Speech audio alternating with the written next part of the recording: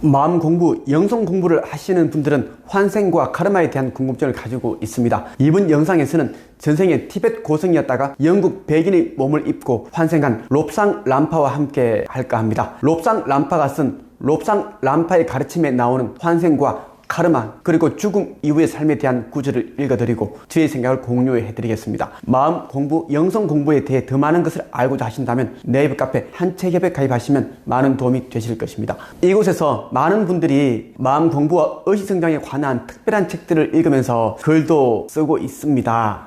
채식주의자들은 생명을 빼앗아서는 안 된다고 말한다. 그럼 양배추의 생명은 어떻게 되는가? 채식을 위해 양배추를 땅에서 뽑아내는 것도 생명을 파괴하는 짓이다. 감자, 샐러리 한 줄기, 그 밖의 무엇을 취하든 우리는 결국 생명을 파괴하게 된다. 채식주의자도 육식주의자만큼이나 생명을 파괴하는데 왜 우리가 몸이 요구하는 대로 고기를 먹으면 안 되는가? 사람들 중에 채식을 하는 분들이 꽤 많습니다. 이들에게 채식을 하는 이유를 물어보면 육식을 하면 생명을 빼앗은 동물들에게 죄의식을 느끼기 때문이라고 합니다. 그래서 채식을 한다는 거죠. 물론 그 말에도 어느 정도 일리는 있지만 감자나 고구마, 샐러드라고 해서 생명이 없는 것은 아닙니다. 그리고 야채나 채소가 닭이나 돼지, 소와 같은 동물들보다 생명의 가치가 적은 것도 아닙니다. 생명의 가치나 무게는 동일합니다. 롭상 람파는 채소를 먹든 육식을 하든 몸이 필요로 한다면 죄의식을 느끼지 말고 섭취하라고 합니다. 우리가 행복한 마음으로 먹어주는 것이 그들의 삶의 목적을 고귀하게 만드는 것이기 때문입니다. 시간은 인간의 삶에서 아주 중요한 역할을 한다. 그렇지만 우리가 시간이라 부르는 그것은 사람마다 동물마다 다르게 인식된다. 동물들도 그들 나름의 시간 개념이 있다. 그들의 시간 개념은 인간과는 무척 다르다. 동물은 인간과 다른 속도로 산다. 인간의 시간으로 24시간밖에 못 사는 곤충도 70년을 사는 인간만큼이나 온전한 삶을 영위할 수 있다. 그 곤충은 24시간 동안에 배우자를 얻고 가족을 부양하고 그 후손이 또 다른 가족을 잉태하는 모습까지 지켜본다. 물질계에 살고 있는 동안은 시간의 지배를 받습니다. 우리 역시 100년 남짓한 시간을 보내다 원래 있던 영적 세계로 돌아가게 됩니다. 어떤 사람은 젊은 나이에 생을 마치기도 하고 또 다른 사람은 100세를 훌쩍 넘기기도 하죠. 하지만 오래 산다고 해서 무조건 좋은 것은 아닙니다. 삶을 사는 동안 자신의 영적 성장, 의식 성장을 위한 깨달음과 이 배움을 얼마나 체득했느냐가 가장 중요합니다. 삶을 소중하게 보내는 방법은 영성의 눈을 뜨고 더 나은 다음 생을 준비하는 것입니다. 그렇게 할 때 이번 생을 살면서 카르마를 적게 만들거나 만들 수 않을 수 있기 때문이죠. 많은 사람들이 내 아버지와 어머니를 공경하라는 격언에 지나치게 집착한다. 물론 이것은 참으로 명심할 만한 덕목이긴 하지만 한 가지 분명히 해둘 점은 지상으로부터 다시 영적 세계로 돌아간 이후에는 현생의 아버지나 어머니를 거의 다시 보지 못하게 되리라는 사실이다. 오랜 옛날에는 제사장들이 부모들의 협조를 얻기 위해 전력해야 했다. 젊은 세대가 부족 사회를 이탈하지 않도록 잘 관리해야 부족의 부를 계속 유지할 수 있었기 때문이다. 그리고 자기 부족의 숫자가 많아지면 많아질수록 다른 종족을 정복하기가 수월했다. 그래서 제사장들은 아이들에게 늘 부모에 대한 복종을 강조했다. 왜냐하면 그 부모들은 결국 자신들, 즉 제사장들에게 복종할 것이기 때문이다. 나 역시 부모를 존경해야 한다는데 전적으로 동의한다. 하지만 이것은 그럴 만한 자격이 있는 부모들에게만 해당하는 것이다.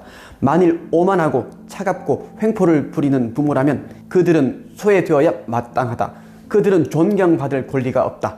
무조건 부모에게 노예처럼 복종해야 한다는 말은 전혀 가당치 않다. 이미 성인이 되어 결혼한 사람들, 심지어 거의 반세기를 제 힘으로 살아온 사람들조차 부모의 이름만 언급되면 두려움과 불안으로 바들바들 떨곤 한다. 이런 상태는 신경증으로 악화하여 사랑은커녕 공포와 억압된 정오심만 불러일으키기 십상이다.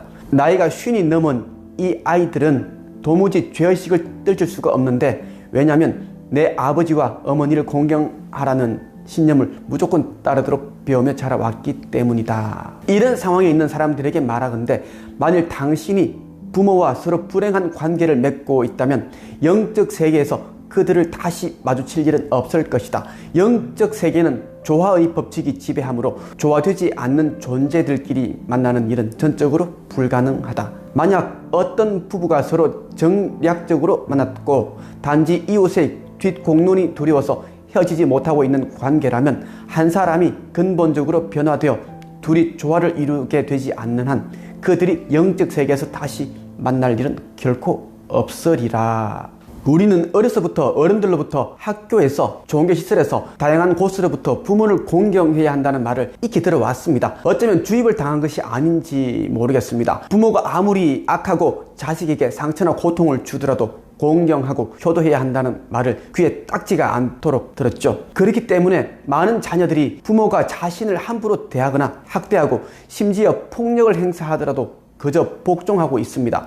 요즘 경제적 문제 때문에 부모가 어린 아이들과 함께 동반 자살하는 사건이 자주 일어나고 있습니다. 그리고 정말 낳아준 부모가 맞나 싶을 정도로 폭력을 휘두르는 부모도 있습니다. 하지만 대부분의 자녀들은 부모에게 대항하거나 외부에 알리지 못하죠. 자신에게 아무리 고통스럽게 하더라도 나를 낳아준 부모라는 인식 때문입니다. 저는 영적 세계의 원리에 비추어 자녀에게 진정한 사랑 없이 그저 태어나게 해준 것만으로 공경과 효도를 받으려는 부모는 존경받을 권리가 없다고 말한 롭상 람파의 말에 전적으로 동의합니다. 존경받을 만한 부모만 존경을 받아야 한다는 거죠. 그렇지 못한 부모는 자녀 역시 자신과 같은 인성, 기질을 가진 존재로 만들려고 할 뿐입니다. 저는 가정에서 부모만 변화되어도 아이들은 저절로 변화가 되고 그리고 세상 역시 저절로 달라진다고 생각합니다.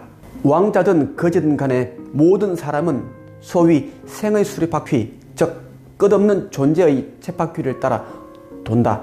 당신은 이번 생에서는 왕일지 모르지만 다음 생엔 비렁뱅이가 되거나 일자리를 얻지 못해 이 도시 저 도시를 떠돌거나 강풍 앞의 낙엽과 같은 신세를 면치 못할 수도 있다.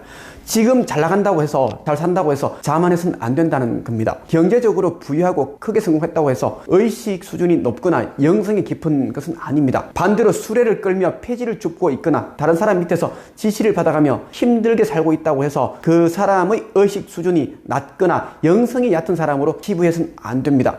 눈에 보이는 것이 전부가 아니기 때문이죠. 각자 현생에서 자신에게 필요한 일을 하면서 지혜와 깨달음을 얻는 중입니다. 다음 생은 서로의 위치가 어떻게 바뀔지 아무도 알 수 없습니다. 우리가 하는 모든 일은 어떤 식으로든 결과를 낳는다. 생각조차도 참으로 현실적인 힘을 발휘한다. 당신은 당신이 생각하는 대로 살게 된다. 그런 고로 순수한 생각을 하면 순수해지고 욕망에 탐닉하면 당신은 오염되어 몇 번이고 지상에 다시 와야만 한다.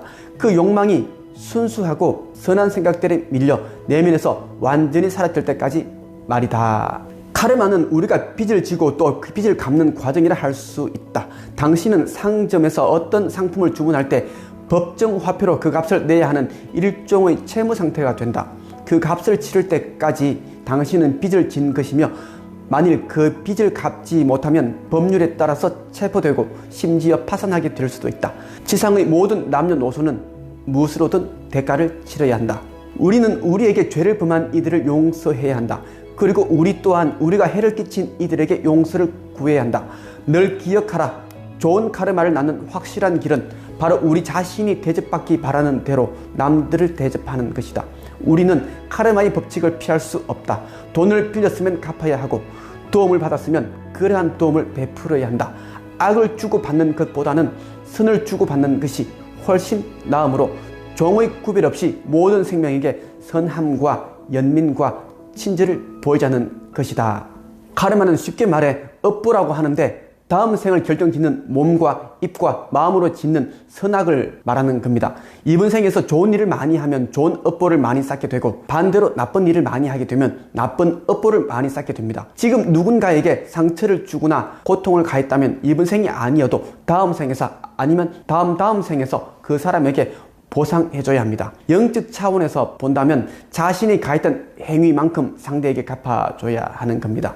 그리고 카르마의 크기만큼 다음 생에서의 신분이나 위치가 결정됩니다. 윤회를 많이 하는 사람들은 전생에서 많은 카르마를 가졌기 때문이죠. 어떻게 보면 어리석은 사람들이기도 합니다. 그릇된 행동을 반복해서 하기 때문에 카르마가 줄어들지 않는 것입니다. 윤회를 적게 한 사람들은 삶을 살면서 빠르게 자신의 부족한 부분들을 깨닫고 동일한 실수를 하지 않기 위해 노력한 사람들입니다. 여러 생을 살면서 자신에게 필요한 지혜와 깨달음을 얻었기 때문입니다. 부처와 예수께서는 윤회를 3번 한 것으로 알려져 있습니다.